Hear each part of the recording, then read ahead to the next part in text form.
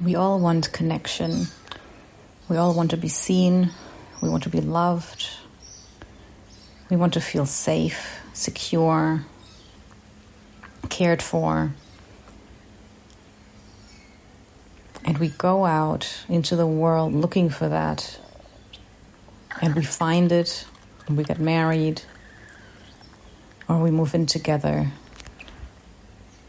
And then after a few months or years, and suddenly you feel like, you're not really that loved anymore. You don't really feel connected anymore. You lose something in your relationship. And then what do? We go straight back out. I need connection. I want connection. And you go out into the world. Instead of turning towards your partner, you go looking. And that's where all these problems start. I'm not getting what I want, what I need, so I'm going to go and look for it in the world, like you did the first time. Like you did, and then you found your partner, and now he or she isn't giving you what you need anymore. It doesn't feel the same. So you go looking again.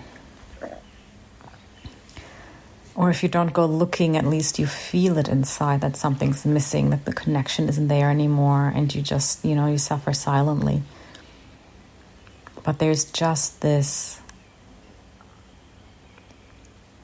blind reaction that we all seem to have, where we keep going out into the world to find love, to find connection. And when we think we found it and we settle down, we start realizing that it's not exactly the way it was anymore. And really all it is our own open heart. If our heart is open, we are connected. Not to one person, we're connected to everything. An open heart is the door to connection. Not to anything, just being connected to all of it. And I think that's what falling in love is sort of, what it mirrors. When you fall in love, you open your heart and you can't help it. Oh my God, it bursts open. And you love everything, everyone, and you adore life. You are full of energy. You are full of bliss. And everyone knows what it feels like to fall in love. And your heart is suddenly wide open. And you start clinging to this one person that opened your heart. And you mistakenly think that they are the key. That they opened your heart and you now love them. And you do everything to be with them, to have them with you, because they are your key. They're the key to an open heart, which feels like love, which feels like happiness, joy, lightness, openness. So when you start closing again, you automatically assume it's because of the other person. Don't you love me anymore? What's wrong? What happened? Did I do something? And now you try to get back to this open heart, this love. So you manipulate this person, because if they can go back to the way they were, your heart will open again and everything will be perfect, right? And if it's not, then you start thinking, what happened? What did I do? Why does this always happen to me? Or you go out into the world and you try and find it again with someone else. But it's this the only thing that goes wrong here is the idea or the belief that they are the key to my heart. They are the key to my open heart. But they're not. You felt everything you felt because your heart was open. And it is not just that one person that can open your heart. I think, yes, probably a certain person has a certain energy, and they are soulmates. I do believe that they are soulmates. There's a certain vibration that someone gives off, and you either resonate with them or you don't. And some people really resonate strongly, and you really feel drawn to them, and you feel like you've known them forever. And you naturally open, your heart naturally opens. And yes, maybe this initial stimulus is coming from outside, but it is only showing you what you already have inside. There's nothing they're giving you that you didn't already have. And that's simply where we go wrong, where we get stuck, that we now think they are the one. And if they stay like this, my heart will stay open and I'll be happy forever. And that's our romantic misinterpretation. This is our, I'll love you forever. And this fairy tale belief. And we simply, this is not easy to recognize, but we need to recognize in some way that this open heart is always there. Our heart is always there and can always be open.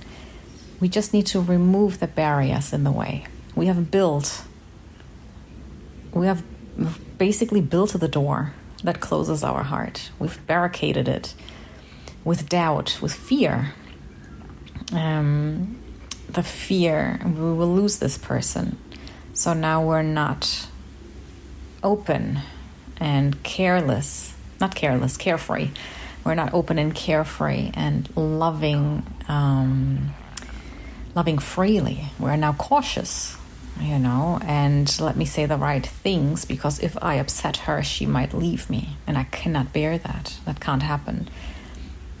So now your mind sort of takes over, closes the heart, because you can't get hurt. You cannot lose this, right? You become attached, and it all goes yucky and messy. To realize that this love and open heart is within us, and we choose, we decide, we have control over that, allows us to focus inwardly on ourselves and set the other person free. As long as you believe that your partner is in any way responsible for your happiness or for your open heart, for your love, I forgot, what did I say? Oh God. As long as you have the belief that your partner is responsible for your happiness, they are not free. As long as you believe that, you have imprisoned them. And you are now focused on them, what they're saying, what they're doing, and it all reflects on how you feel. So you try and manipulate them and control them to be exactly the way you need them to be, so that you can be loving, so that you can be open, so that you can feel safe. And it doesn't work. This is how we ruin relationships. And this is why relationships are so difficult. It's not something we should blame ourselves for at all.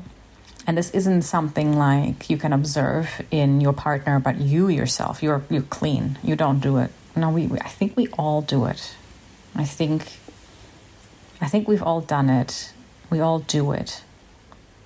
And it then really just becomes about recognizing it and trying your hardest to undo that or to rise above it, to recognize what you're doing and to practice to let go, to let your partner go, to let them be who they need to be. And at the same time, you focus on keeping your heart open no matter what happens. They're not there to make you happy. They're not there to make you whole. And I think only when you allow this to happen and you focus on being okay within yourself, so that you don't need to go out and seek to feel loved, to feel safe. If you can just find that in yourself and keep an open heart, then that will infect the other person. Love is very infectious, and that is a really, really good thing. because we need it to be infectious. And it is from this space, from this unconditional love, where you can just find this in yourself and then share it outward, that you can heal and your partner can heal as well. Because there is a lot of stuff that you've accumulated throughout your life that you've put in the way of love, that you've put in the way of your open heart, that is closing your heart every day. You can watch that in yourself. Your partner says one thing and bam, your heart's closed straight away. You shut down because it didn't sit right with you. And there are so many things that we have built and put in the way of loving unconditionally, of having an open heart, of being carefree and loving and accepting and compassionate. And it really becomes our practice, or it should become our practice, our homework, to get rid of all of that stuff so that we can love openly, we can love freely. And why do we do that? Why should we do that? Because that's our freedom. That's the best way to live this life. You cannot be free without an open heart. You can't love, you can't be happy. You can't truly be happy without an open heart. Otherwise, happiness is just temporary. And because you found something, you sought something, you went out and you went shopping. And now you bought these new clothes and now you're happy for a minute. That's not real happiness. You go out with your friends and you get drunk and you have the best night ever, and you're happy temporarily. Wait till the next morning, see how you feel now. That's not real happiness. That is us leaving ourselves, leaving our real selves, leaving our hearts, leaving what we truly are, and going out into the world and covering up and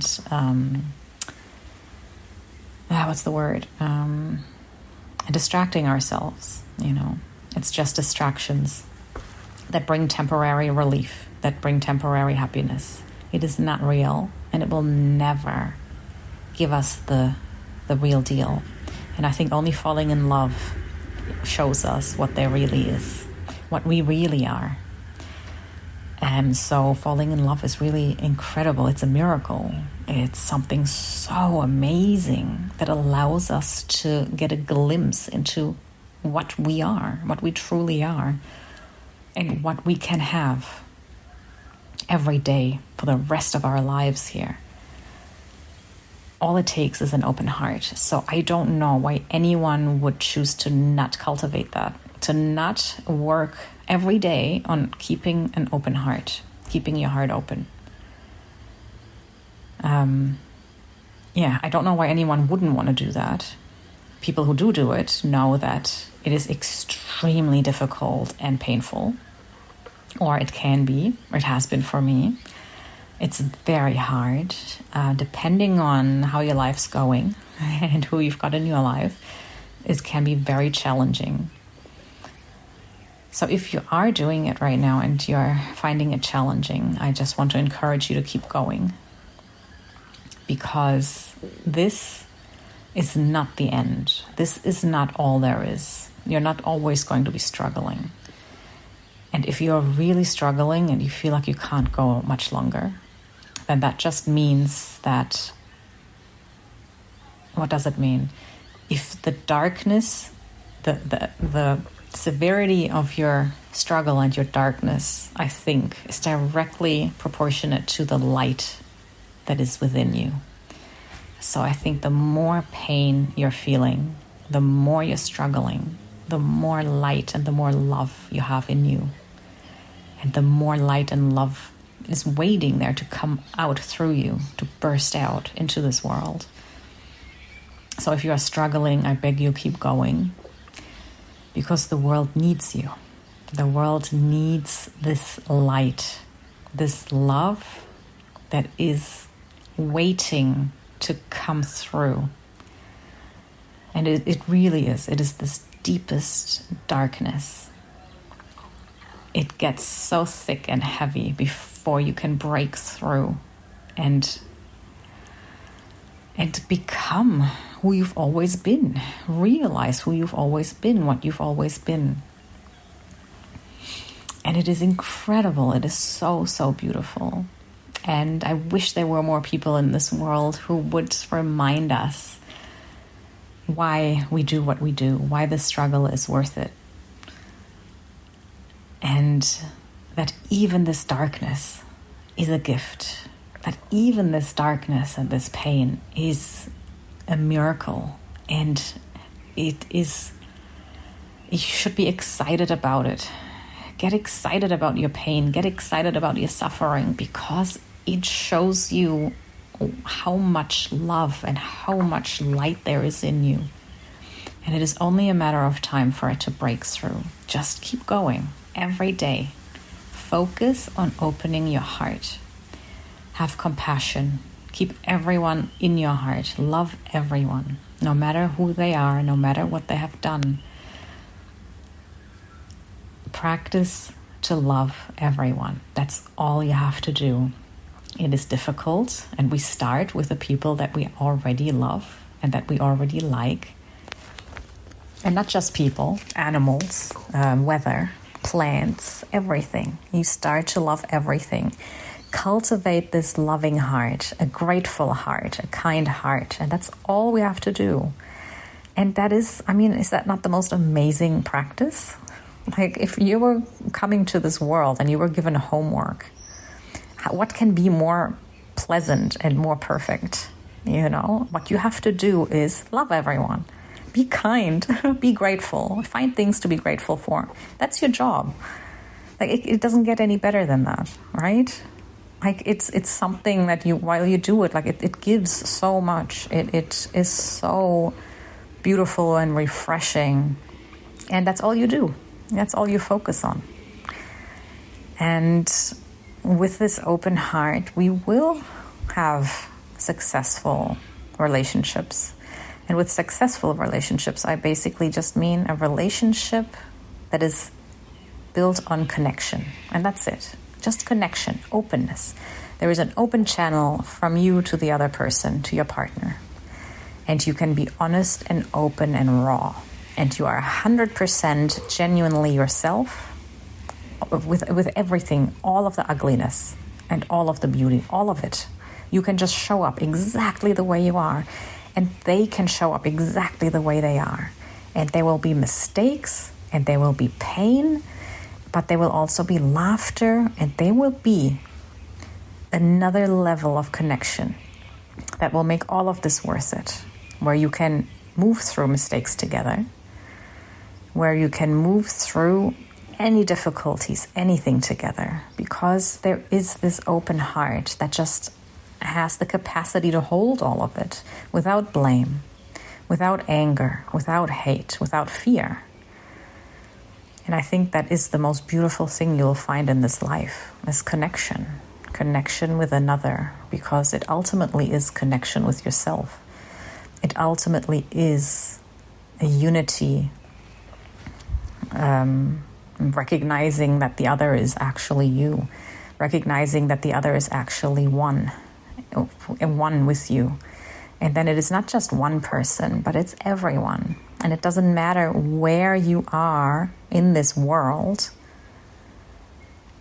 and what anyone's doing or saying. There is just, you start recognizing this unity, this oneness with everything and everyone. And your relationship might, break apart, and you separate. But even in that, it is just this shallow, on the surface separation. But in your heart, if it is open, there is no separation. There will always be a unity and a oneness.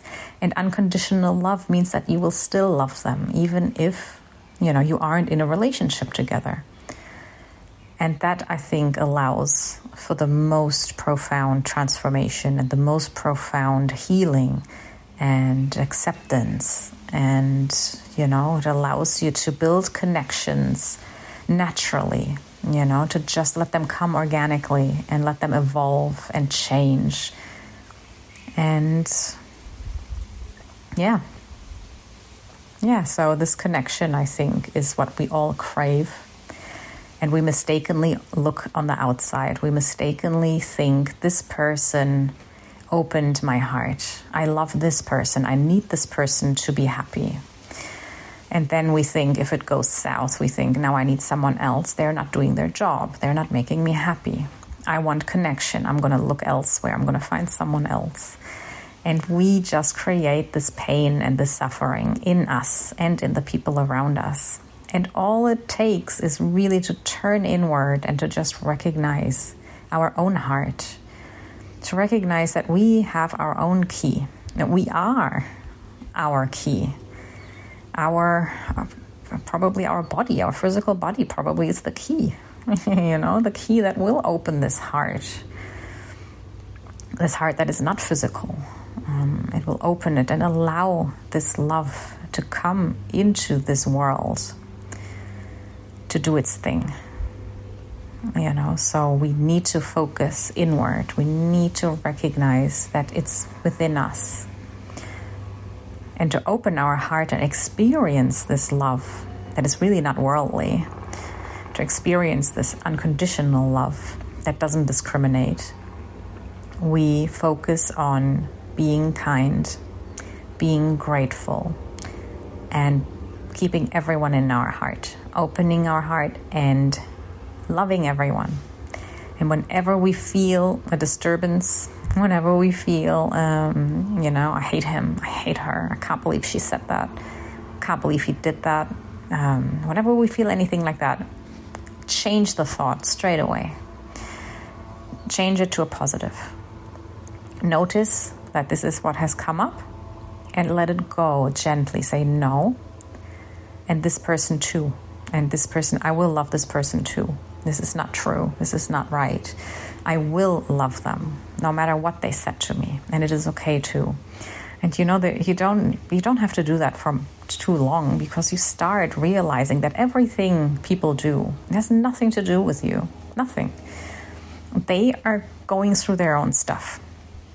And you can find compassion for that, especially if you have compassion for yourself. Self-love, right? It starts with you. Self-love, self-compassion. You know that when you're angry, you will say something that you'll regret. And wouldn't you want that person you hurt to forgive you and to understand that you didn't mean it and you're so sorry, and they can they can let it go without it affecting them, without them holding it over your head. But you said that, you did this, and I'm never going to forgive you. You sort of, suddenly you're captive to your behavior and your words.